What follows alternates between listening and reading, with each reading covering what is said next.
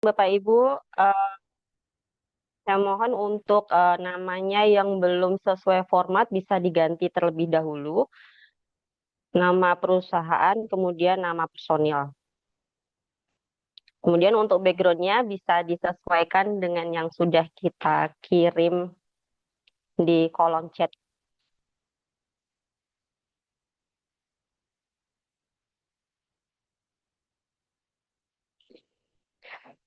Oke, langsung saja kita mulai. Assalamualaikum warahmatullahi wabarakatuh. Selamat siang dan salam sejahtera untuk kita semua. Yang kami hormati Ibu Suci Baskorawati SSM Bus, selaku Kepala Bidang Perdagangan Luar Negeri, Dinas Perindustrian dan Perdagangan Provinsi Jawa Tengah. Yang kami hormati Ibu Nurahmi Saadah, STMKM Emet SCI, selaku Kapusja Ekspor Impor, Dinas Perindustrian dan Perdagangan Provinsi Jawa Tengah.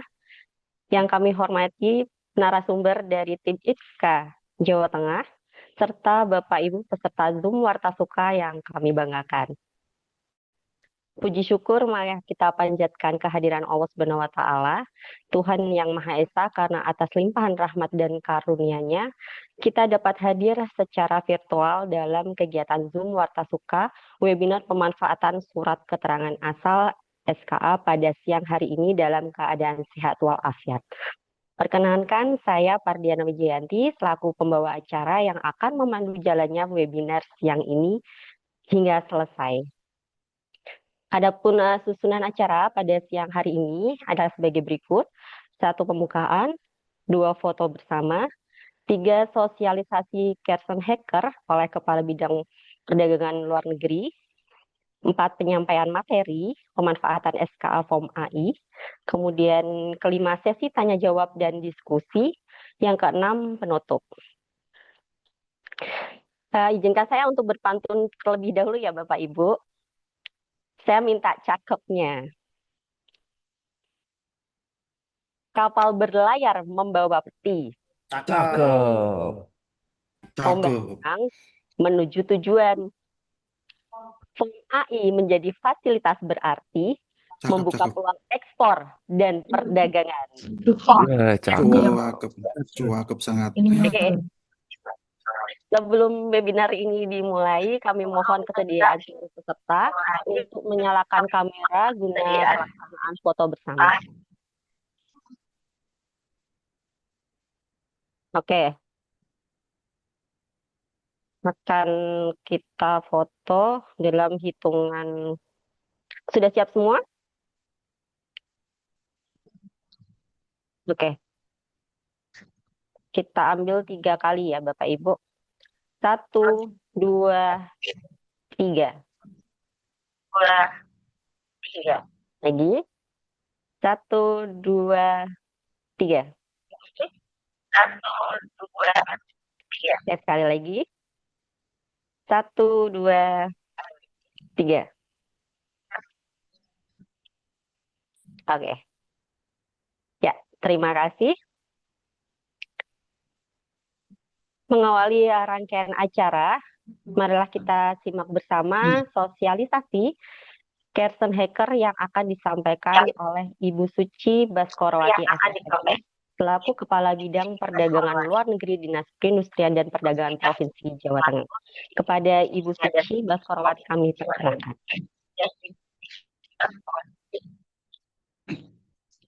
Terima kasih Mbak Pardiana. Cantik sekali. Selamat siang, salam Bismillahirrahmanirrahim. Assalamualaikum warahmatullahi wabarakatuh. Salam sejahtera untuk kita sekalian. Yang saya hormati dan saya banggakan para eksportir, pelaku usaha seluruh Jawa Tengah yang berkesempatan gabung pada siang hari ini pada acara rutin kami, yaitu Warta Suka. Pada kesempatan yang berbahagia ini, izinkan saya menyampaikan sedikit sosialisasi sebelum masuk ke inti acara Warta Suka. Saya akan menyampaikan sedikit tentang sebuah aksi perubahan yang sedang kami gagas, yaitu tadi seperti disampaikan oleh Mbak Padiana, MC, yaitu Kersen Hacker. Apa itu Kersen Hacker? Yaitu merupakan akronim dari Kemitraan Strategis dan Perwakilan Perdagangan sebagai growth hacker pasar global untuk optimisasi ekspor non-tradisional jamaah. Nah, izin share screen ya Mbak Diana ya. Ibu.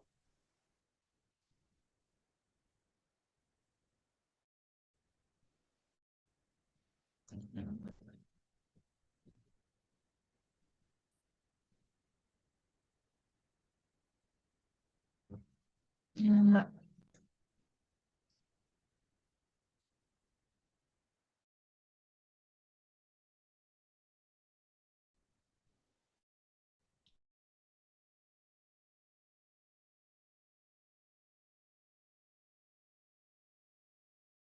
Apakah sudah terlihat?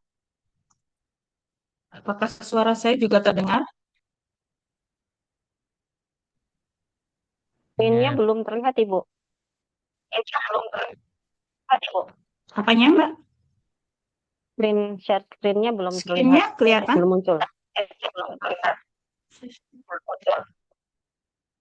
Belum muncul, Ibu.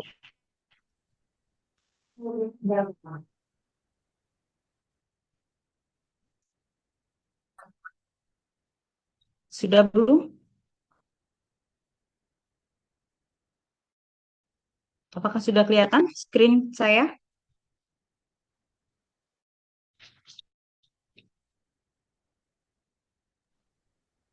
Sudah terlihat Mbak? Coba. Belum, Ibu. Belum kelihatan, Bu.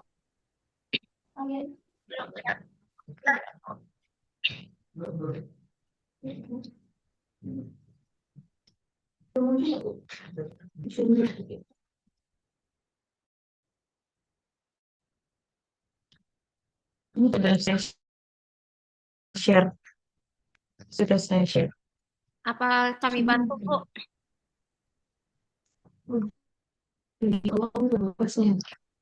Minta host mengallow share screen.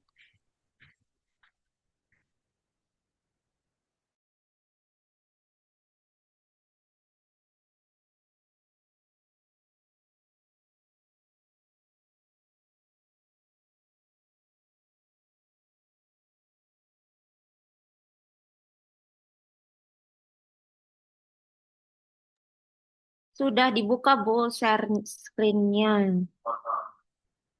Atau mau dibantu share dari sini, Bu?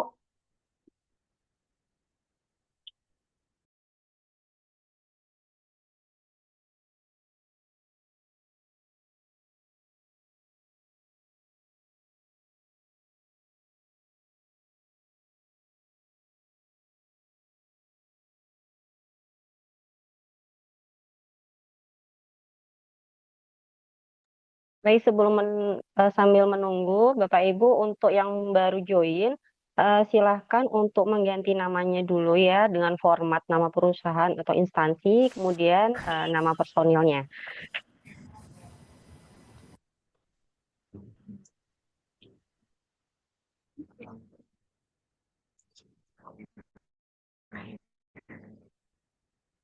Maaf, mungkin karena sinyalnya agak kurang bersahabat.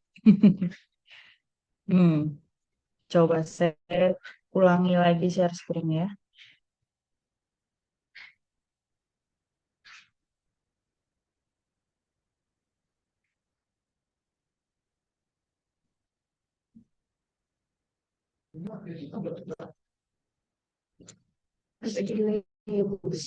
Iya, saya coba lagi share screen. Apakah sudah terlihat Mbak Diana? Screen saya? Di saya belum ada, Ibu. Apakah Nah, ini baru loading, Ibu. sudah Dah, atau sudah terlihat. sudah terlihat ya? Alhamdulillah. Sudah. Baik, iya. Tadi saya baru memulai eh, yaitu tentang rencana aksi perubahan yang sedang kami inisiasi yaitu Kersen Hacker yang merupakan akronim dari Kemitraan Strategis dengan Perwakilan Perdagangan sebagai growth hacker pasar global untuk optimalisasi ekspor non-tradisional Jawa Tengah. Lalu mengapa Kersenhacker ini dibutuhkan? Mengapa aksi perubahan ini dibutuhkan? Nah, ini adalah gambaran kondisi saat ini di Jawa Tengah. Ya, ekspor di Jawa Tengah saat ini masih sangat bergantung pada pasar ekspor tradisional. Apa itu pasar ekspor tradisional? Yaitu Amerika Serikat, Jepang, Cina, dan Uni Eropa. Hal ini kurang baik bagi kita karena apabila negara-negara tersebut, negara-negara tradisional tersebut mengalami perlambatan ekonomi, resesi, kondisi geopolitik yang kurang stabil, maka akan terdampak kepada ekspor ke Jawa Tengah. Ekspor Jawa Tengah ikut menurun. Nah, sehingga eh, tantangan-tantangan lain yang dihadapi Jawa Tengah, yaitu pasar non-tradisional yang belum tergarap optimal, informasi pasar yang belum spesifik, UMKM yang belum memahami standar ekspor, adaptasi produk terhadap kebutuhan negara tujuan masih rendah. Nah, hal-hal ini yang menjadi latar belakang mengapa Kersenhacker atau aksi perubahan ini dibutuhkan. Nah, Kersenhacker adalah kemitraan strategis. Jadi intinya kami di Provinsi Jawa Tengah menjalin kemitraan atau kerjasama dengan perwakilan perdagangan di negara non-tradisional sebagai upaya optimalisasi ekspor di negara non-tradisional. Adapun negara-negara non-tradisional bagi Jawa Tengah adalah negara Timur Tengah, negara-negara di Timur Tengah, lalu di Afrika, di Amerika Latin, dan di Asia Selatan. Nah, pada saat ini kita sedang berupaya untuk mendorong pertumbuhan ekspor Jawa Tengah melalui diversifikasi pasar. Nah, sehingga ini untuk meminimalisir ketergantungan yang tinggi terhadap pasar tradisional tadi. Nah, dengan diversifikasi pasar ini, kami di Disperindak Provinsi Jawa Tengah menghimbau kepada teman-teman para eksportir, Bapak Ibu sekalian, untuk mari kita diversifikasi pasar atau penetrasi pasar ke 4 kawasan ini, ke Timur Tengah, ke Afrika, Amerika Latin, dan Asia Selatan, sehingga ketergantungan terhadap pasar tradisional berkurang. Untuk pada tahap awal ini, kami sedang berfokus untuk bermitra dengan perwakilan perdagangan atau ITPC di Timur Tengah, khususnya di negara Uni Emirat Arab. Sehingga mari Bapak Ibu sekalian, kita yang selama ini ekspornya selalu ke negara-negara tradisional, marilah kita mulai melirik untuk ekspor ke Uni Emirat Arab karena pasarnya sangat terbuka luas di sana. Ini kira-kira sekilas apa upaya yang saat ini sedang dilakukan oleh kami di bidang perdagangan luar negeri di Dinas Perindustrian dan Perdagangan Provinsi Jawa Tengah. Lalu nah, ini target yang diharapkan kita harapkan bersama, yaitu khususnya untuk pelaku usaha. Kami berharap bahwa para eksportir di Jawa Tengah nantinya akan mendapatkan akses buyer baru.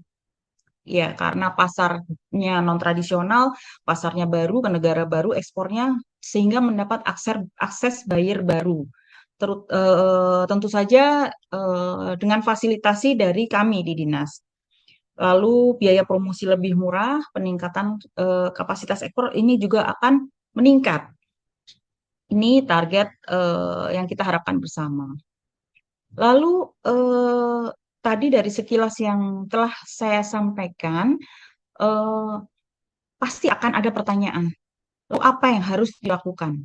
Apa yang harus kami lakukan sebagai eksportir? Nah, pasti pertanyaan Bapak Ibu sekalian akan sampai kepada itu. Nah, ini adalah clue yang sudah kami diskusikan dengan ITPC dari Dubai, dari negara Uni Emirat Arab (UAE).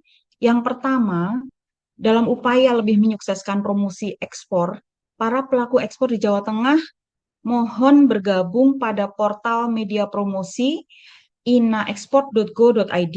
Oke, Bapak Ibu monggo silahkan semuanya bergabung pada website ini karena melalui penggunaan portal ini pelaku ekspor dapat mengakses permintaan hubungan dagang dari calon buyer lebih luas baik di Uni Emirat Arab maupun negara kawasan pasar lainnya dan memperoleh informasi pasar maupun informasi pameran dagang. Ini yang pertama. Dan langkah selanjutnya, yang kedua, guna memperkuat upaya promosi ekspor, pelaku ekspor melakukan penilaian kesiapan ekspor secara mandiri ya. Jadi melakukan self-assessment, terutama bagi UMKM ekspor. Kami sarankan untuk mengakses laman sip.kemendak.go.id ke bagian assessment/cek ekspor, kemudian klik tombol cek kesiapan ekspor. Nah, ini langkah pertama yang dilakukan Bapak Ibu sekalian kalau akan melakukan diversifikasi atau ekspansi pasar ke pasar non-tradisional. Adapun apabila nanti akan ada pertanyaan-pertanyaan selanjutnya, silakan hotline IPSKA kami terbuka luas, Mbak-mbak dan Mas-mas tim bidang perdagangan luar negeri dengan senang hati, dengan tangan terbuka melayani pertanyaan-pertanyaan Bapak Ibu sekalian. Nah, demikian sekilas pandang tentang apa itu Kersen Hacker, kemitraan strategis dengan perwakilan perdagangan sebagai growth hacker pasar global. Saya sudah stop sharing, Mbak Diana. Stop screen sharing. Oke, Bu. Lalu ada satu hal yang ingin kami sampaikan, Bapak Ibu, bahwa Provinsi Jawa Tengah sebentar lagi pada bulan Agustus akan berulang tahun, akan merayakan hari jadinya. Nah, pada tanggal 20 sampai 22 Agustus, kami akan ada satu booth di halaman Gubernur Jawa Tengah, yaitu One Stop Service untuk para eksportir.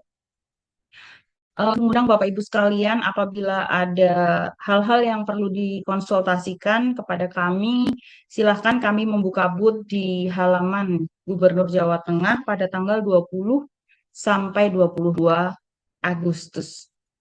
Demikian Bapak Ibu, sekali lagi kami sampaikan, mari kita mulai ekspansi pasar, diversifikasi pasar, penetrasi ke pasar non-tradisional sehingga meminimalisir ketergantungan ke pasar tradisional. Demikian Bapak Ibu sekalian, billahi taufiq wal hidayah. Wassalamualaikum warahmatullahi wabarakatuh. Silakan Mbak Diana untuk lanjut sukanya. Ya, Ibu, terima kasih. Kami sampaikan kepada Bu Suci atas sosialisasinya yang telah disampaikan. Semoga informasi yang diberikan itu dapat menambah wawasan dan menjadi bekal bagi Bapak Ibu peserta webinar pada siang hari ini. Nah, untuk selanjutnya kita akan memasuki acara inti, yaitu penyampaian materi pemanfaatan SKA Form AI dari tim ITSKA Jawa Tengah. Dan dalam sesi ini akan dibahas mengenai ketentuan penerbitan SKA Form AI, syaratan pemanfaatan preferensi tarif, ROO, serta hal-hal yang perlu diperhatikan dalam penerbitan SKA untuk ekspor ke India, ASEAN India. Kepada narasumber dari tim ITSKA, kami persilahkan yang pertama dari Mbak Dila. Silahkan Mbak Dila.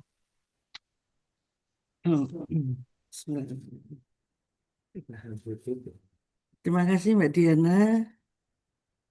Mbak Diana tadi berpantun ya Mbak. Sekarang saya juga mau berpantun juga Mbak. Biar nggak ngantuk. Burung merpati terbang beriring.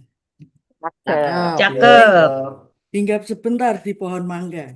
Cakep. Warta suka hadir mempererat jejaring. Berbagi kabar, berbagi suka, penuh rasa keluarga.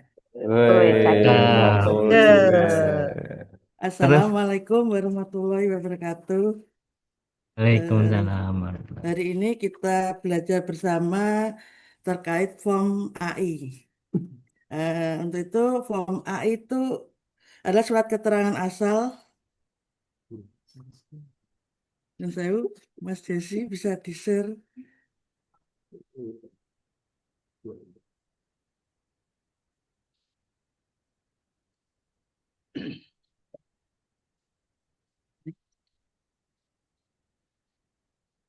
Next.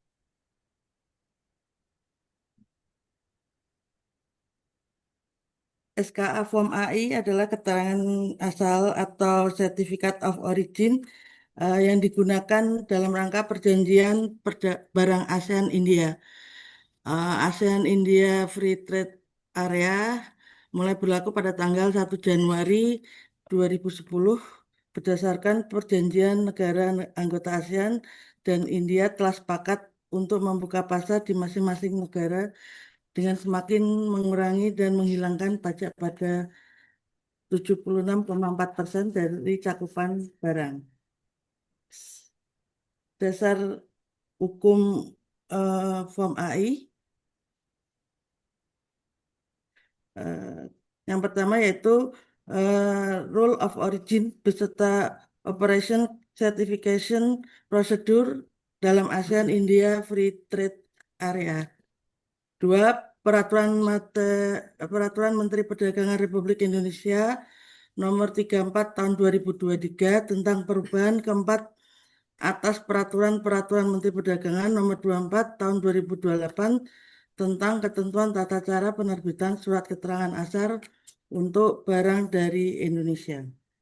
Untuk form AI, manfaat-manfaatnya antara lain satu, memperoleh tarif biaya masuk preferensi, mendapat potongan atau pembebasan biaya masuk di negara tujuan ekspor, khususnya wilayah India dan ASEAN.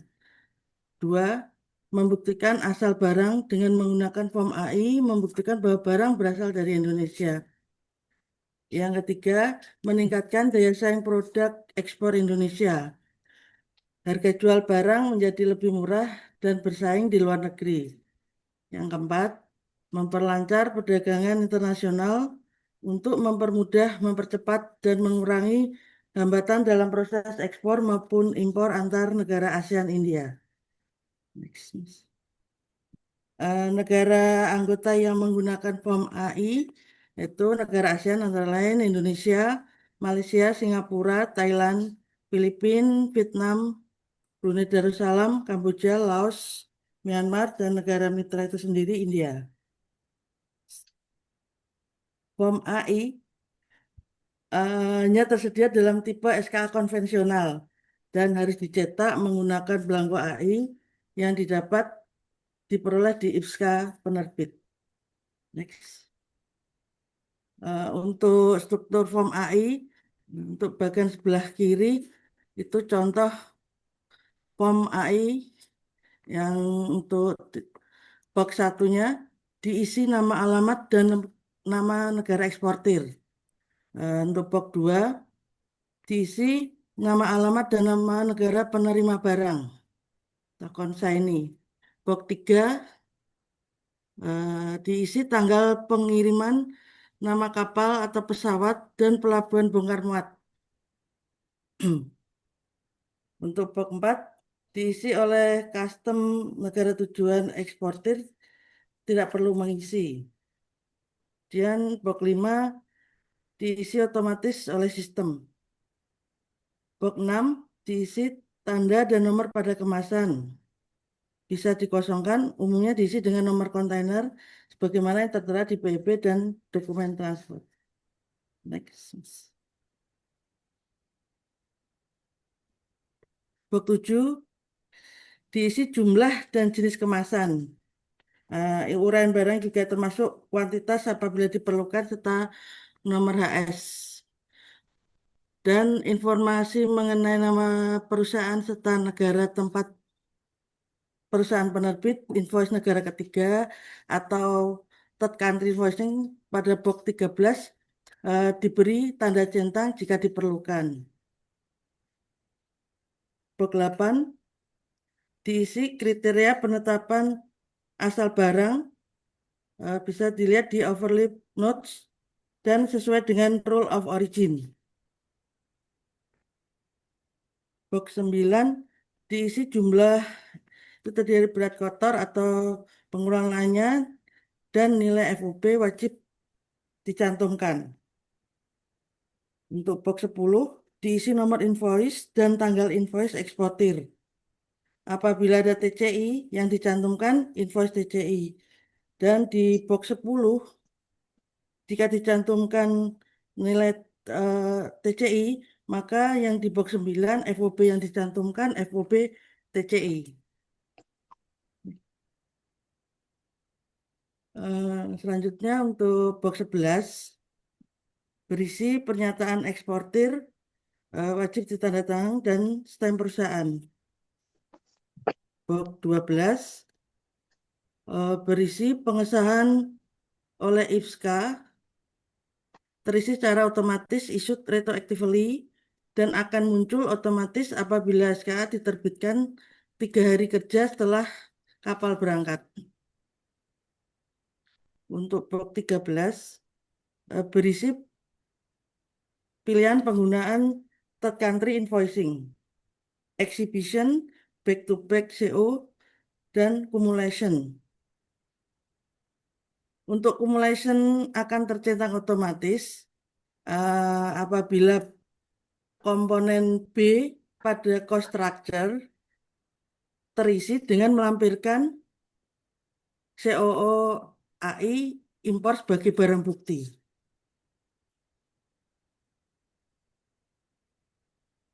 Untuk origin criterion form AI terdiri dari WO, RVC plus CTSH. Untuk keterangan WO atau wholly obtained, barang yang diekspor sepenuhnya diproduksi atau diperoleh dari negara ekspor. Yang kemudian kombinasi RVC plus CTSH itu kombinasi RVC dan CTSH jika memenuhi 2 persyaratan yaitu RVC dan CTSH. Dan RVC itu sendiri mempunyai nilai minimum 35% dan CTSH jika change in tarif subheading terpenuhi. Untuk yang ketiga, appropriate qualifying criteria mengacu pada product specific rules. Namun hingga saat ini PSR AIFTA belum tersedia.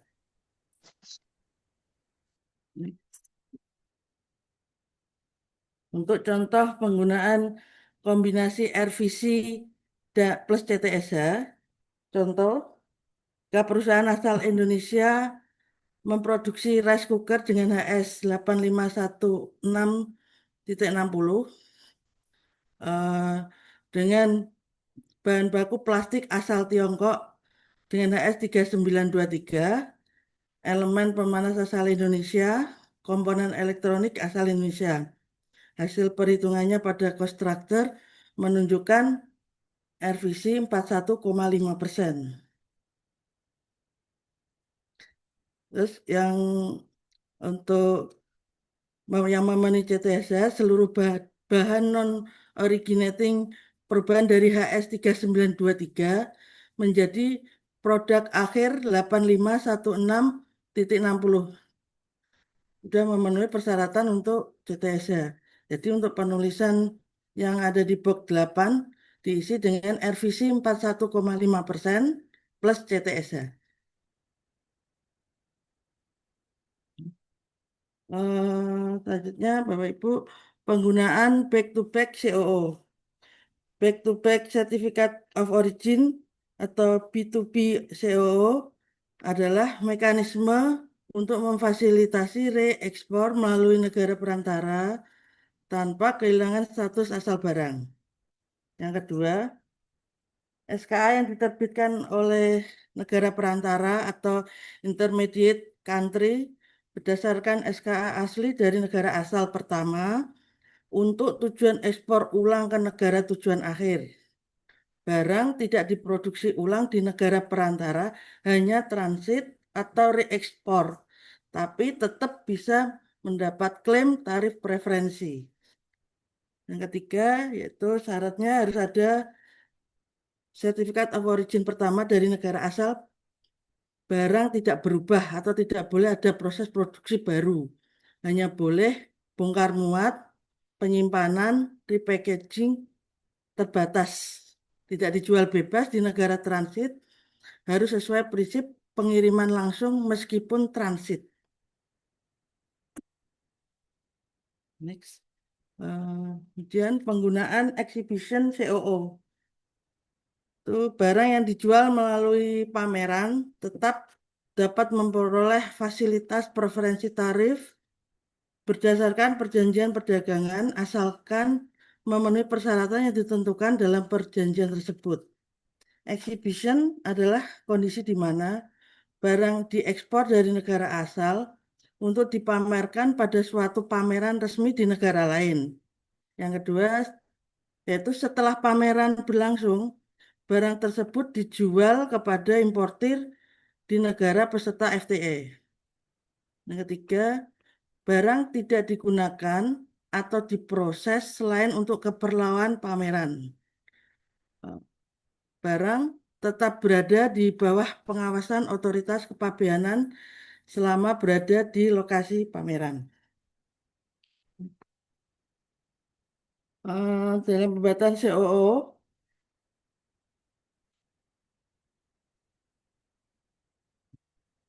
sering terjadi kesalahan dalam pengajuannya, antara lain dokumen PEB, dokumen invoice, packing list belum ditandatangani dan dicap stamp perusahaan. Yang kedua, tanggal dan nomor invoice atau packing list tidak sesuai dengan di COO. Dan tanggal shipment di dokumen PL dan di CO itu berbeda. Nah, S-code di CO dan di dokumen PB juga berbeda. Yang biasa sering terjadi, salah upload dokumen yang sudah tersedia, tapi isi yang diupload tidak sesuai. Misal, uploadan BL tapi terisi dengan uploadan invoice. Kemudian, jumlah dan jenis kemasan tidak sesuai dengan dokumen pendukung. Kemudian kesalahan selanjutnya yaitu data konseni pada COO dan di dokumen pendukung itu berbeda. Ketika ada TCI, info TCI juga diupload atau file yang diupload kadang error. Dan itu biasanya dengan diatasi untuk mengupload tambahan lagi di kolom invoice lokal. Kemudian penulisan jenis kemasan belum sesuai dengan standar internasional. Selanjutnya, jenis kemasan di CO Box 7 dengan di dokumen PEB tidak sesuai. Pada cost structure, nama supplier jangan disingkat. Jadi tidak perlu ada harus diperjelas suppliernya dari mana. Kemudian perhitungan RVC di cost structure tidak sama dengan CO Box 8. Saran dari kami, sebelum menyanding CO, dicek lebih dahulu bukti pendukung yang perlu dilampirkan atau diupload. Terima kasih. Saya kembalikan ke Ibu Diana.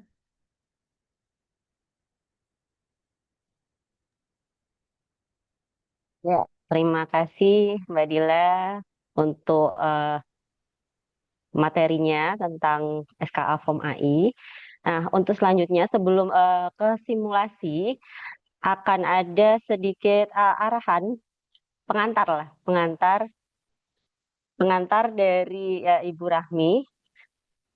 Waktu dan tempat kami silakan Ibu. Ya, Terima kasih Mbak Diana, Mbak Dila. Izin Bapak Ibu saya menambahkan sedikit mungkin dari yang disampaikan Mbak Dila. Mungkin ada beberapa hal yang sering menjadi permasalahan eksportir khususnya untuk POM AI ini ya Bapak Ibu. Jadi saat menerbitkan COO ada yang disebut isut retroaktif atau waktu surut lah ibaratnya COO itu diterbitkan tidak langsung setelah shipment, tidak segera setelah shipment. Nah, untuk form AI itu memiliki masa isut retronya itu hanya 3 hari kerja. 3 hari kerja setelah shipment. Jadi misalnya Bapak Ibu shipmentnya dua tanggal 27 Juli. Nah, kalau tanggal 27 Juli, 3 hari kerja setelah shipment itu berarti tanggal 30 Juli. Nah, kalau SKA Bapak Ibu diterbitkan tanggal 30 Juli, maka akan muncul otomatis isut retroaktif di SKA Bapak Ibu. Tapi kalau SKA Bapak Ibu diterbitkan sebelum tanggal 30, misalnya terbitnya tanggal 28 atau tanggal 29 atau hari shipment, maka isu retro ini tidak akan muncul. Jadi biasanya buyer India itu mereka akan minta eksportir, bisa nggak isu retronya ditambahin manual oleh IPSKA, dikasih stempel atau apa dan lain sebagainya. Kami tegaskan tidak bisa ya Bapak Ibu karena itu sudah sesuai dengan OCP dari SKA Form AI ini. Jadi di SKA Form AI sudah ditentukan kalau isut retro hanya bisa jika setelah 3 hari kerja setelah shipment. Jadi kalau kena hari Sabtu Minggu itu tidak dihitung ya Bapak Ibu. Misalnya shipmentnya tanggal 24 Juli.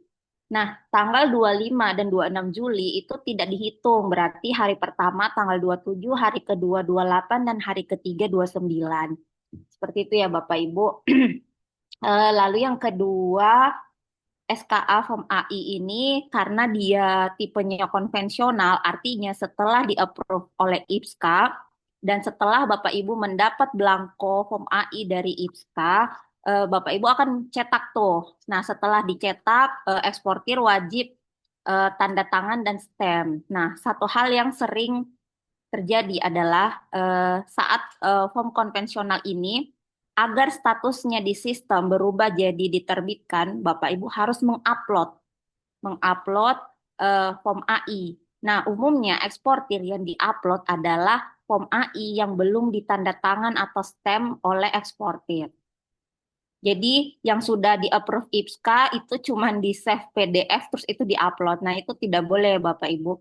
Harusnya yang di-upload adalah form AI yang sudah ditanda tangan dan di-stamp oleh IPSKA. Ada nomor seri belangkonya kelihatan. Jadi itu harus di-scan manual lalu di-upload ya Bapak Ibu. Karena itu untuk penyesuaian di negara tujuan sewaktu-waktu kalau ada verifikasi atau apesnya di India ternyata waktu mau clearance dokumen fisik akan dicocokkan dengan dokumen yang diupload Bapak Ibu di sistem SKA.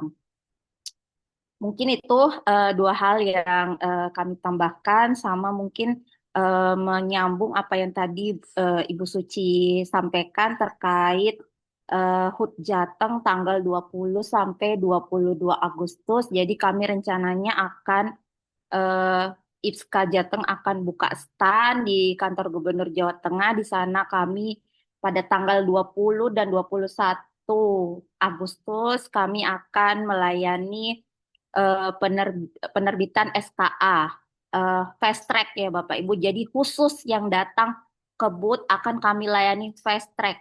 Datang COO langsung di-approve, langsung bisa terima belangko saat itu juga. Jadi hanya khusus bagi Bapak Ibu yang mengunjungi booth kami akan mendapatkan fasilitas tersebut di tanggal 20 dan tanggal 21 Agustus. Itu ya Bapak Ibu, mungkin info detailnya akan kami share di grup eksportir Jateng dan juga di website serta media sosial dinas kami. Mungkin itu dari saya kembalikan ke Mbak Diana. Terima kasih. Terima kasih Ibu untuk tambahan pengantarnya. Jadi hal yang penting dalam pengajuan form SKAAI ini. Yang pertama itu terkait isu retro, di mana isu retro itu eh, 3 hari kerja ya Bapak Ibu ngitungin. Jadi jangan sampai salah hitung. Terus nanti kita untuk ada isu retronya. Kemudian yang kedua adalah untuk upload dokumen SKA yang harus bertanda tangan dan stempel perusahaan, jangan draft COO yang sudah kami approve langsung diupload begitu saja. Kemudian yang ketiga adalah kita akan membuka booth di acara HUT Jateng di Gubernur Jateng pada tanggal 20 Agustus sampai 22 Agustus. Oke, selanjutnya yaitu simulasi tentang tata cara pengisian pengajuan SKA Form AI. Untuk selanjutnya dipersilahkan Mas Jesse simulasinya. Oke, baik Bapak Ibu, izinkan saya untuk mensimulasikan form AI di aplikasi SKA.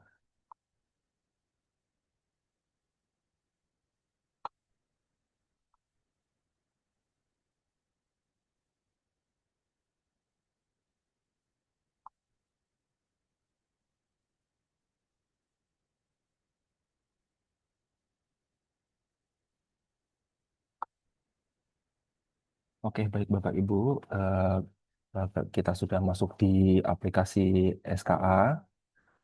Pertama-tama, apabila Bapak Ibu sudah familiar atau sering membuat form AI, bisa menyimak lagi untuk pembuatan form AI-nya. Untuk yang belum familiar dengan pembuatan form AI, juga bisa menyimak tata cara penginputan form AI sebagai berikut ini.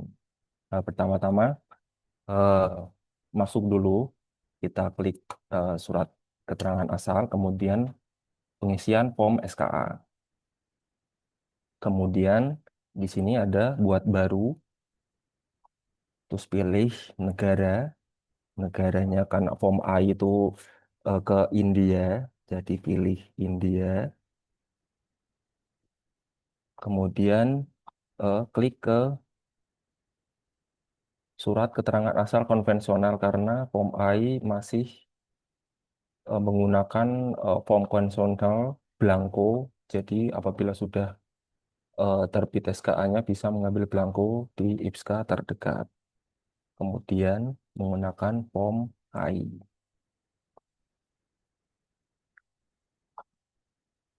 Klik AI, terus kemudian pilih IPSKA. Jadi pilih IPSKA sesuai dengan domisili terdekat perusahaan. Apabila eh, domisili perusahaan ada di Kota Semarang, bisa pilih ke IPSKA Kota Semarang. Kalau di luar Kota Semarang, bisa milih IPSKA Provinsi Jawa Tengah.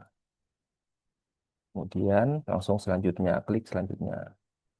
Oke, kemudian masuk ke pengajuannya. Nah, di sini untuk header, ini untuk informasi dasarnya ini langsung pilih eksportir. Biasanya eksportir langsung terintegrasi dengan NIB, jadi otomatis terisi di sini. Kemudian ini tidak usah dicentang. Kemudian juga ini tidak usah dicentang. Kemudian input nama konsaininya atau penerima barangnya. Ini sebagai contoh, Mumbai Export, terus kemudian alamatnya, terus kemudian negara India, terus ini tidak perlu dicentang, terus pilih untuk rute transportasinya. Transportasinya ada dua, yaitu by sea atau by air. Kita di sini klik by air, terus klik nama transportasinya sesuai dengan RW bill-nya, kemudian pilih pelabuhan muatnya atau bandara muatnya. Di sini saya pilih Soekarno-Hatta, kemudian ditambahkan Indonesia, kemudian eh, bandara yang dituju. Di sini saya pilih Mumbai, Dan jangan lupa tambahkan nama negaranya India. Kemudian tanggal berangkatnya, tanggal 27. Kemudian pilih dokumen AWB-nya, master atau host AWB. Terus kemudian jangan lupa upload dokumennya. Terus kemudian diisi dokumen numbernya dan dokumen date-nya. Ini tidak perlu dicentang juga. Kemudian dokumen pendukungnya untuk PEB. Untuk PEB, jangan lupa upload dokumen PEB-nya serta dokumen NPE dijadikan satu, kemudian diupload di sini. Kemudian nominal FOB-nya berapa, terus kemudian dokumen number dan dokumen date-nya. Kemudian packing list atau daftar kemasan itu juga eh, upload dokumennya di sini. Kemudian input juga dokumen number dan dokumen date-nya. Kemudian untuk kantor bea cukainya isikan sesuai dengan yang ada di PEB. Oke, kemudian misalnya kalau ada invoice pihak ketiga atau third party invoicing bisa dicantumkan. Di sini kami menginput invoice, invoice pihak ketiga, jadi nama perusahaan, Baharu Ekspor, kemudian alamatnya, kemudian negaranya, negara Malaysia, terus nomor invoice, terus kemudian tanggal invoice-nya, kemudian nilai invoice yang tertera di third party invoice-nya, kemudian upload dokumen invoice-nya. Oke, kemudian disimpan, nanti masuk ke sini. Oke. Untuk barang pameran bisa diklik, kalau bukan barang pameran tidak perlu diklik. Kemudian simpan.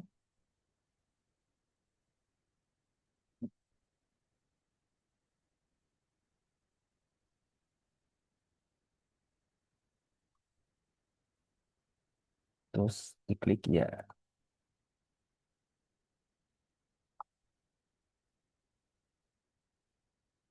Sudah berhasil. Kemudian masuk ke goods.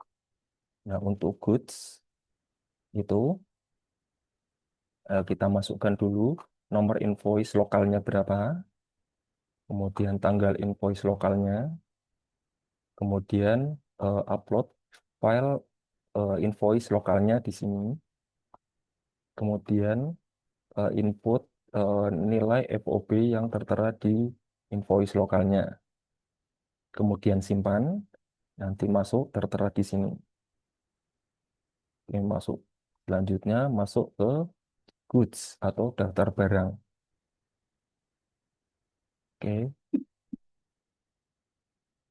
Nah, apabila eh, Bapak Ibu ada TCI, nanti di box 10 itu nanti tertera nilai tertera invoice pihak ketiganya.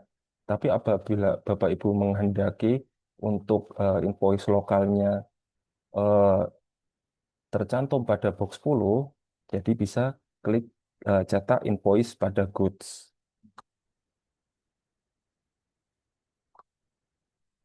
Terus ini eh, box 6 bisa opsional, bisa diinput maupun tidak. Kemudian masuk ke goods. Eh, ke- Pertama input S-kodenya, barang jadinya. Ini kami ilustrasikan wooden furniture. Jadi kami masukkan HS kode wooden furniture dengan HS code berikut. Kemudian HS code tercetak. Nanti HS code tercetak ini masuk ke box tercantum di box 9. Kemudian deskripsi harus yang pertama itu jumlah dan jenis kemasan, kemudian barangnya apa, terus kemudian kalau mau ditambahkan PO number atau dan sebagainya sesuai dengan kebutuhan perusahaan bisa, atau maupun on behalf bisa masukkan ke deskripsi.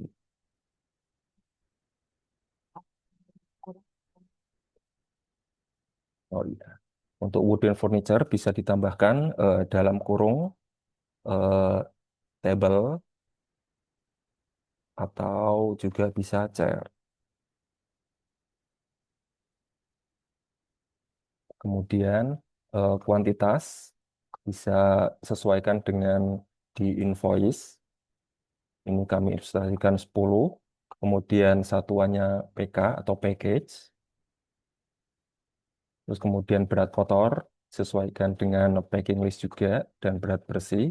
Dan satuannya kgm atau kilogram. Nah, untuk cetak kuantitas atau print quantity, ini kalau diklik, nanti bisa tercantum di box 9. Kemudian nilai FOB, nilai FOB-nya tercantum di invoice lokal. Ini untuk invoice kurs lain, itu opsional, bisa diinput atau apa, bisa diinput, bisa tidak.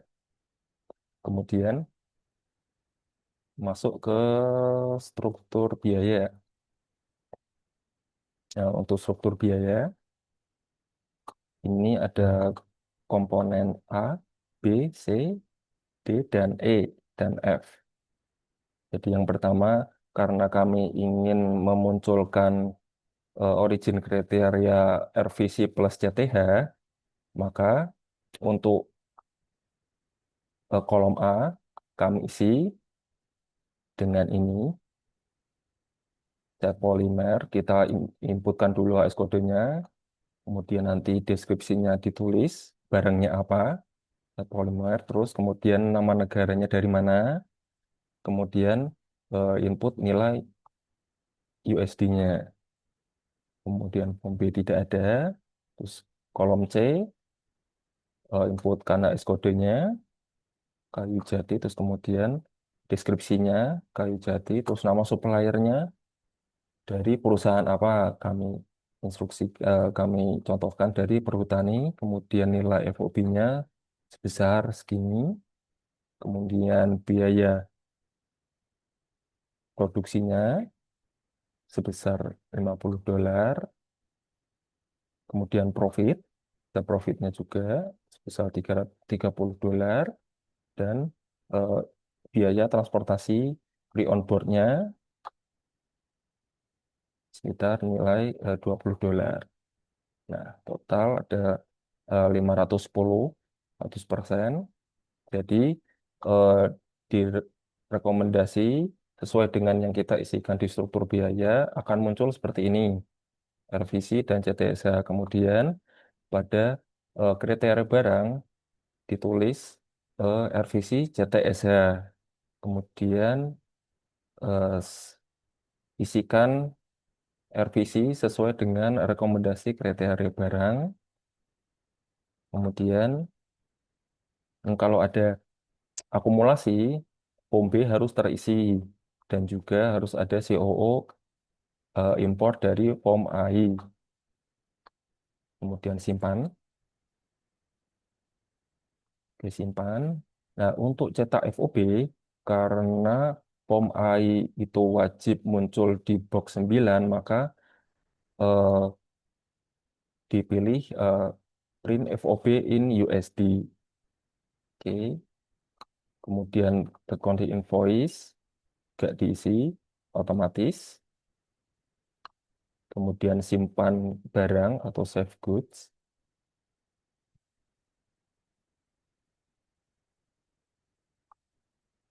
Nah, apabila sudah bisa cetak preview untuk melihat inputan dari form AI sudah betul apa belum.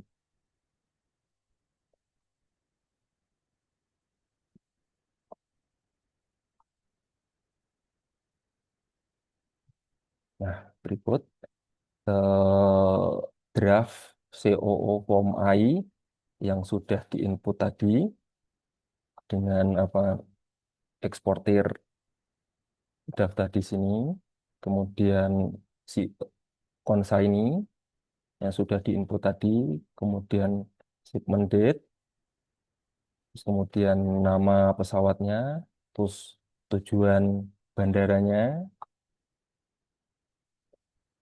Kemudian deskripsi box 7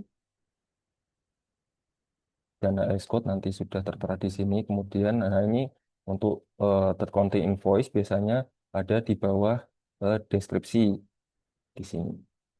Oke. Nah, kemudian ini origin kriterianya yang sudah diinput RVC 88,24% plus JTSR.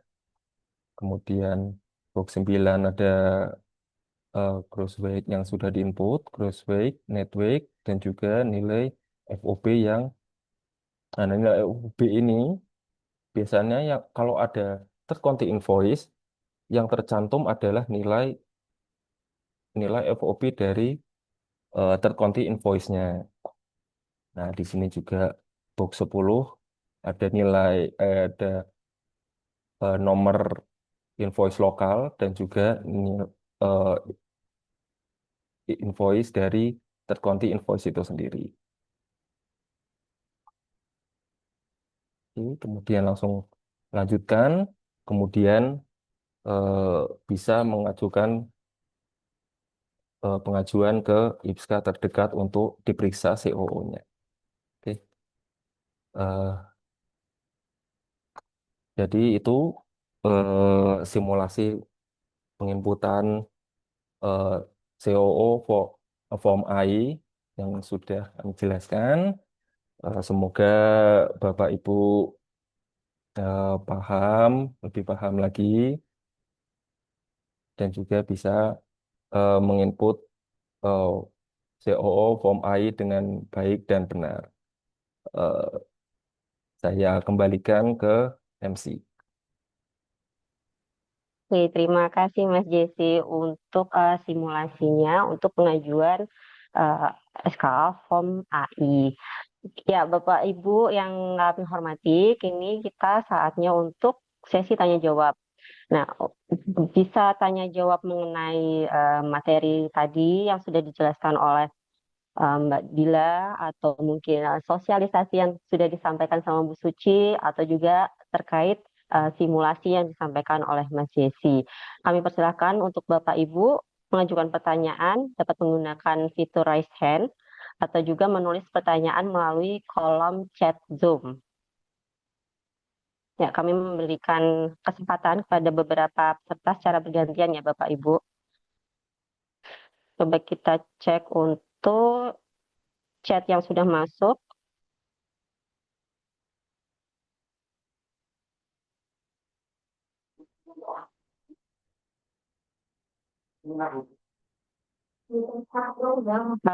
Oke, ini untuk sumber kopi prima ya, ada undangannya Kak. Ini maksudnya untuk undangan yang tadi disampaikan ya Bapak yang kait Jateng itu ya, atau undangan Warta Suka. Kalau Warta Suka biasanya kita share di Yang grup eksportir Bapak. yang eksportir itu Gimana? tadi Bu.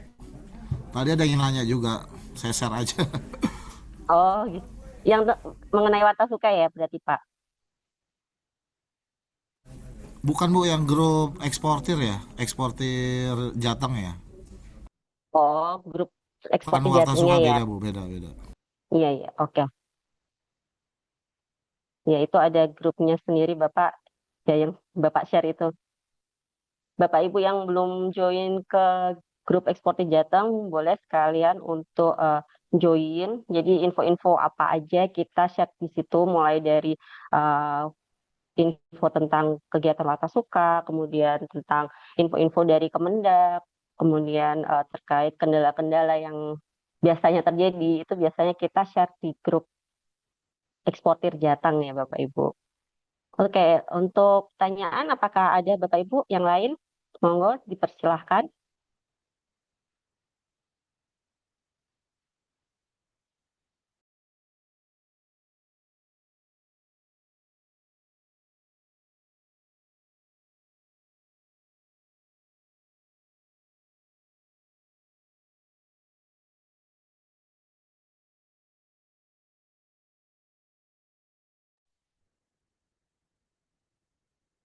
Mungkin ada sedikit tambahan penjelasan dari Bu Rahmi terkait TCI, Bu.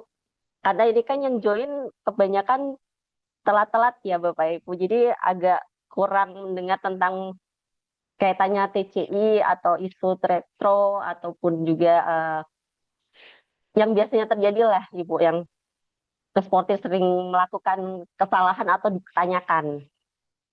Iya, Monggo, Ibu. izin menambahkan sedikit ya Bapak Ibu. Jadi sebenarnya COO itu baik ada tanda isut retroaktifnya maupun tidak itu sebenarnya sama-sama valid ya Bapak Ibu. Jadi bukan berarti COO yang punya remarks isut retro itu jauh lebih apa ya? Jauh lebih unggul daripada yang tidak punya tanda isut retro. Jadi tidak ya Bapak Ibu, isut retro itu hanya penanda bahwa COO ini tuh diterbitkannya terlambat. Terlambat artiannya tidak langsung diterbitkan setelah shipment. Misalnya Bapak Ibu shipment hari ini tapi baru bikin COO-nya seminggu kemudian. Nah, itu baru akan isut retro. Nah, kalau dalam kasus India ini yang paling banyak sering protes itu biasanya memang dari India ya, karena mereka itu mungkin eh, perhitungan hari kerjanya beda dengan kita. Jadi untuk Bapak Ibu ketahui, untuk eh, India itu dia isu retro akan muncul 3 hari kerja setelah shipment. Jadi tanggal SKA-nya itu minimal tanggal penerbitan SKA minimal 3 hari kerja setelah tanggal shipment. Nah, hari kerja di sini hari kerja negara penerbit COO. Jadi kalau negara penerbit COO-nya Indonesia, hari kerjanya mengikuti hari kerja Indonesia. Dalam hal ini, kita di Indonesia kan Sabtu Minggu libur. Nah, kalau tanggal merah itu juga dihitung libur. Kalau ada cuti bersama dari pemerintah juga dihitung libur. Nah, sementara tanggal merah, kalau Sabtu Minggu mungkin ya di negara lain pun libur ya Sabtu Minggu.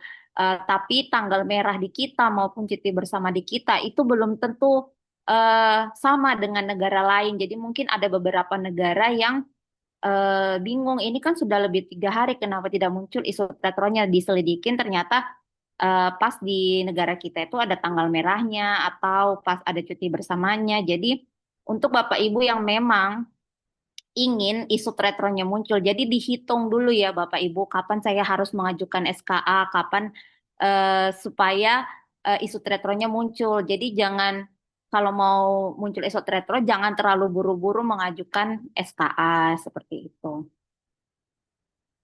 Itu ada pertanyaan Mbak Diana. Ya, pertanyaan dari Pak Lingga ya. Lingga apa Mbak Lingga ini, maaf. Pertanyaannya adalah mau tanya tentang cost structure. Jika di kolom C komponen ada lebih dari satu supplier lokal, apakah harus dimasukkan semua suppliernya? Oke, monggo Mas Jesse atau Mbak Dila yang akan menjawab, silahkan.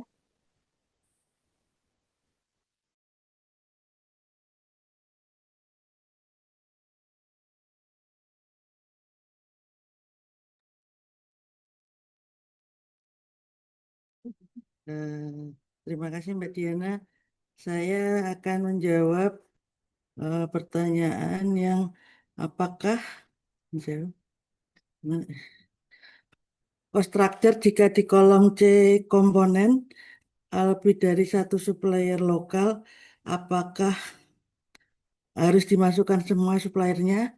Eh, Wajib Pak untuk dimasukkan semua nama suppliernya, dan saya sarankan jangan disingkat untuk penulisan nama suppliernya. Jadi lebih lebih jelas Pak itu apa suppliernya dari mana. Jadi jawabannya wajib dimasukkan semua Pak. Terima kasih Mbak Diana. Ya, pertanyaan lanjutannya Mbak Dila, dan berapa persen komponen lokal minimal jika bisa dianggap referensi tarif?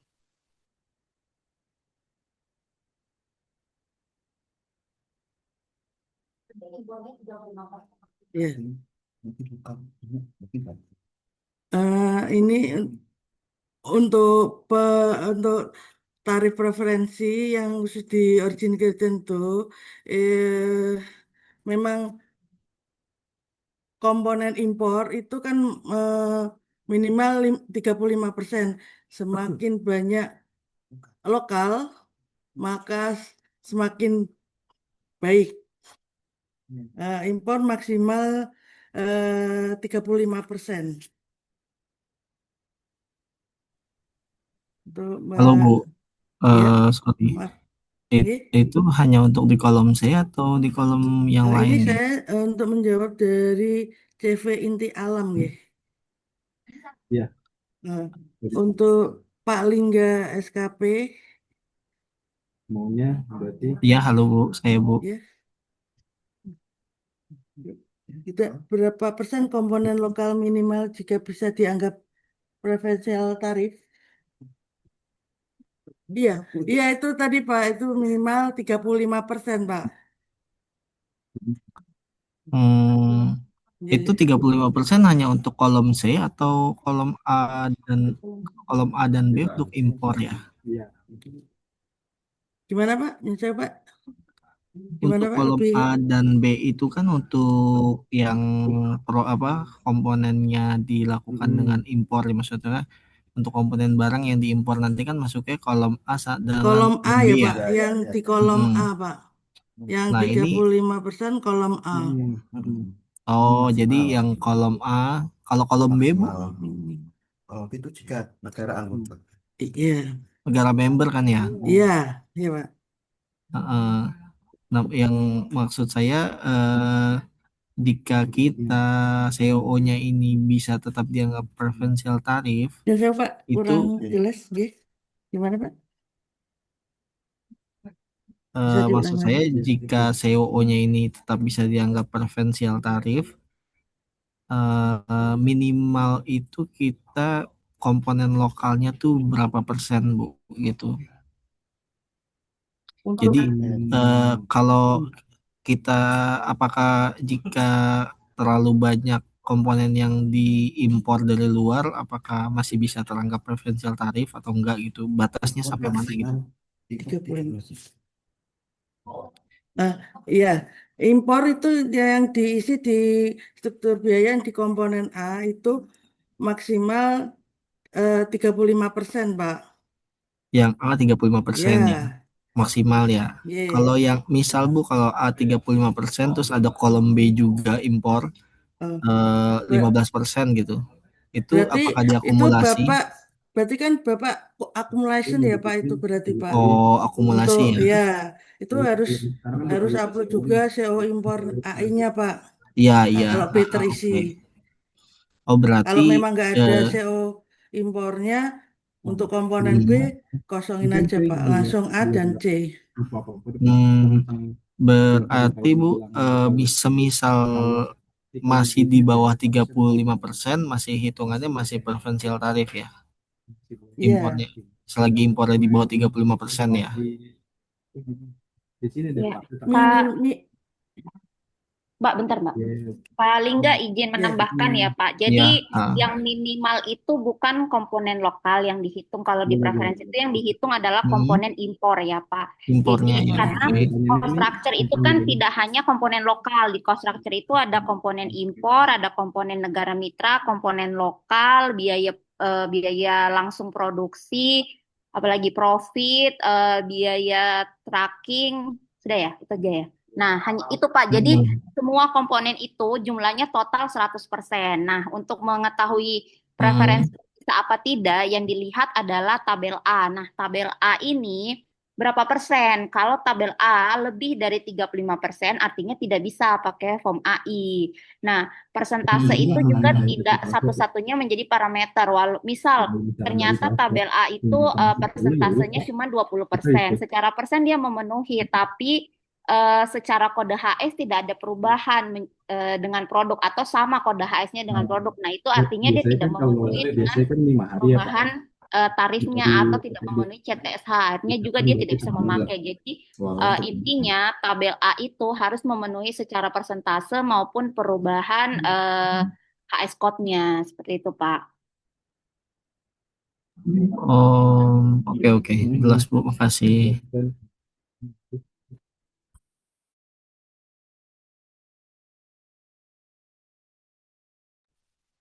Yang kedua dari CV Inti Alam ya, izin tanya Bapak Ibu dengan tujuan ke ASEAN memakai form AI, apakah dapat perlakuan tarif preferensi yang sama dan apakah penggunaan origin kriteria juga sama atau berbeda? Terima kasih. Silahkan jawabannya boleh. Oke, Mas Jesse, silahkan dijelaskan. Izin menjawab untuk inti alam. Untuk tujuan ASEAN menggunakan form AI itu boleh, tetapi lihat dulu HS code-nya. Apakah tarif itu masuk ke dalam tarif preferensi atau tidak? Bisa dicek di finerolloforigin.org.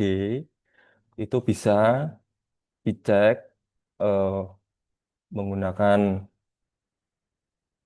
aplikasi tersebut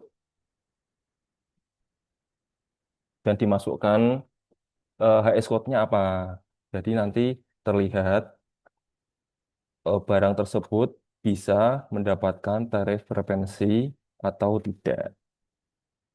Ya, Tambahan ya buat jawaban Mas eh, Jesse.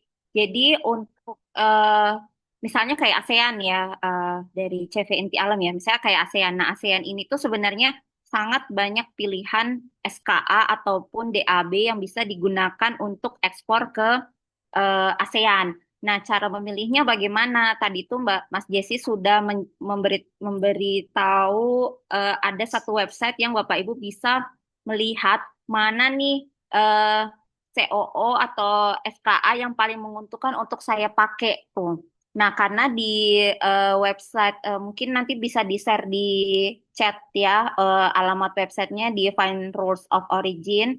Itu Bapak Ibu bisa membandingkan misalnya ke ASEAN antara pakai form D, pakai form AI, pakai form E atau pakai RSIP itu lebih menguntungkan mana, lebih rendah mana tarif preferensinya, lebih strict mana origin kriterianya. Nah, dari situ Bapak Ibu bisa memutuskan SKA terbaik yang Bapak pakai mana. Misal beda halnya dengan impor ya Bapak Ibu. Kalau impor itu mungkin Bapak Ibu bisa kan Bapak Ibu juga bisa meminta COO ya ke apa ya supplier Bapak Ibu di luar negeri dengan pertimbangan Bapak Ibu itu nanti ekspornya pakai COO apa misalnya nih Bapak Ibu mau ekspor ke India tapi bahan bakunya dari ASEAN. Nah, dari ASEAN mintalah COO impor form AI supaya apa? Supaya bahan baku itu bisa disamakan dengan bahan baku lokal. Jadi dianggapnya setara dengan bahan baku lokal. Nah, eh, hal-hal seperti itulah yang bisa menjadi pertimbangan Bapak Ibu dalam memilih jenis SKA yang akan dipakai.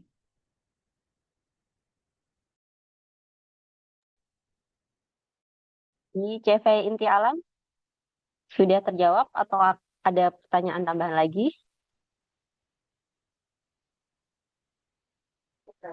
Cukup ya, oke. Selanjutnya pertanyaan dari Bu Novi ya, dari PT World Apparel Global. Jika ekspor by air, biasanya original CO dikirim dengan barang. Bagaimana jika ada permintaan untuk isot Prestofek? Oke, akan dijawab is oke.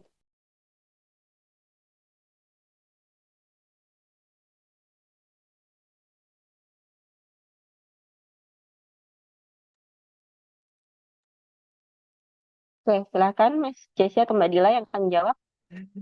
izin menjawab untuk apa Bu Novi dari World Apparel Global. Jika ekspor by air original COO dikirim dengan barang, bagaimana jika permintaan untuk di isut retroaktif? Jadi isut retroaktif itu eh, barang barang dikirim terlambat. Jadi barang COO-nya terlambat. Jadi eh, barang COO itu nanti terbit isut 3 hari setelah eh, keberangkatan barang tersebut. Jadi misalnya eh, kapal berangkat tanggal 3 Juli, kemudian COO-nya terbit tanggal 29 Juli, maka isu maka sudah keluar isutnya. Tapi kalau misal eh, pesawat berangkat tanggal 29, kemudian COO-nya terbit tanggal 29, maka isut retroaktif tidak bisa muncul. Begitu.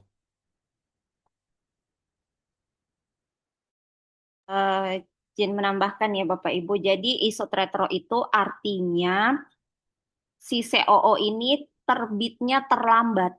Makanya dia tulisannya isut retro, artinya berlaku masa surut. Kalau isutnya hari H pengiriman, itu namanya tidak terlambat ya Bu. Artinya isut retro tidak akan muncul. Nah, untuk POM AI, isut retro itu aturannya 3 hari kerja setelah shipment. Nah, untuk form-form yang lain itu aturannya beda-beda lagi, tapi tidak ada satupun COO yang isut retronya bisa muncul hari H eh, pengiriman. Apalagi kalau by air, biasanya ada yang kalau by air itu kami ada kebijakan H-2 hari kerja boleh mengajukan COO. Nah, jadi ada kemungkinan COO itu terbit di tanggal sebelum pengiriman. Misalnya Bapak Ibu ekspornya tanggal 7 Juli, tapi COO-nya terbit tanggal 6 Juli. Artinya kan itu sudah mendahului pengiriman, ya sudah pasti isutnya tidak akan muncul. Nah, kalaupun juga terbitnya tanggal 7 sama dengan tanggal pesawat berangkat juga tidak akan muncul gitu ya Bapak Ibu. Jadi isut retro itu mungkin yang perlu dipahami bersama. Isut retro menandakan bahwa COO ini terbitnya terlambat. Itu ya Bapak Ibu. Semoga dipahami penjelasan kami. Ya, terima kasih untuk tambahannya Bu Rati. Oke, jadi intinya Bapak Ibu kalau isu retro itu bisa muncul setelah 3 hari kerja eh, barang itu kirim, entah itu pakai kapal, entah itu by air. Yang penting 3 hari kerja setelah barang itu pergi dari Indonesia lah istilahnya seperti itu. Untuk pertanyaan lanjutannya, oke CV inti alam.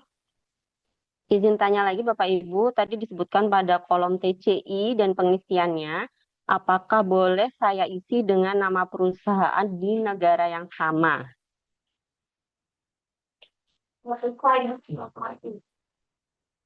Jika tidak, solusinya bagaimana? Nama perusahaan negara yang sama. Oke, akan dijawab oleh silakan Mbak Dila. Ya, baik Mbak Diana. Saya coba menjawabnya ya Mbak Diana. Ah,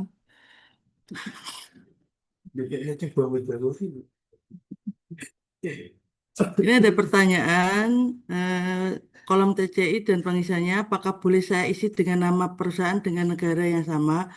Eh, Sepengetahuan saya tidak boleh Pak, kalaupun nama perusahaan itu sama menggunakan istilah notifi party Pak, bukan third country invoicing. Begitu Pak. Mungkin Ya, saya tambahkan sedikit ya Mbak Dila. Jadi ya, kalau itu istilahnya saja third country invoicing ya dari CV Inti Alam ya Bapak atau Ibu ini.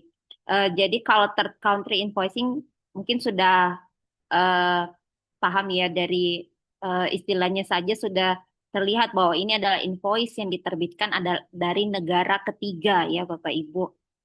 Adalah pihak yang berbeda dari eksportir maupun pembeli ya maupun buyer. Jadi kalau ternyata misalnya eksportirnya dari Indonesia tapi pihak Ketiganya juga ternyata Indonesia. Mungkin di situ bisa dianggapnya sekedar notify party aja. Jadi Bapak Ibu bisa menambahkan notify party di box deskripsi itu box 7 ya. Di box 7 form AI itu Bapak Ibu bisa menambahkan di bagian bawah notify party dengan catatan dokumen pendukung yang lain pun ada informasi terkait notify party tersebut. Gitu.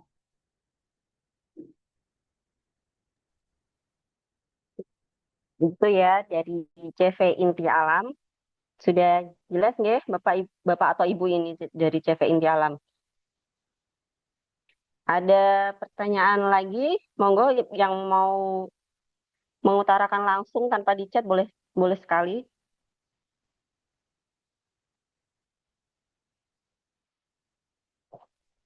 Kalau tidak ada pertanyaan, kita cukupkan webinar kali ini.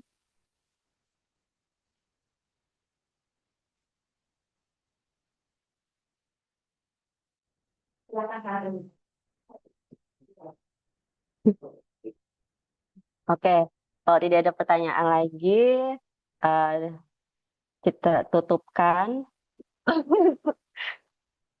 Ya Pak Riki, pantun menutup ya Pak. Saya ngomong dulu ya Pak. Oke, kami ucapkan dulu terima kasih yang sebesar-besarnya kepada Ibu Suci, kemudian Ibu Rahmi, seluruh tim IPSKA, kemudian seluruh Bapak Ibu peserta yang telah mengikuti kegiatan siang hari ini, walaupun siang tapi pada semangat sampai tembus di angka 50 ya yang join. Kemudian semoga kegiatan ini memberikan manfaat, menambah wawasan mengenai pemanfaatan surat keterangan asal khususnya form AI, serta mendorong pelaku usaha untuk semakin optimal memanfaatkan berbagai perjanjian perdagangan internasional dalam meningkatkan ekspor Indonesia. Apabila terdapat kekurangan selama pelaksanaan kegiatan ini, kami mohon maaf yang sebesar-besarnya. Nah, pantun penutupnya, mohon cakepnya ya Bapak Ibu. Angin berembus membawa layar. Cakep. Cakep. Kapal melaju menuju tujuan. Cakep, Semoga cakep. pemanfaatan SKA semakin lancar, ekspor meningkat membawa kemajuan. Cakep. Saya selaku pembawa acara pamit undur diri. Wassalamualaikum warahmatullahi wabarakatuh. Selamat siang dan sampai jumpa pada Zoom Warta Suka berikutnya.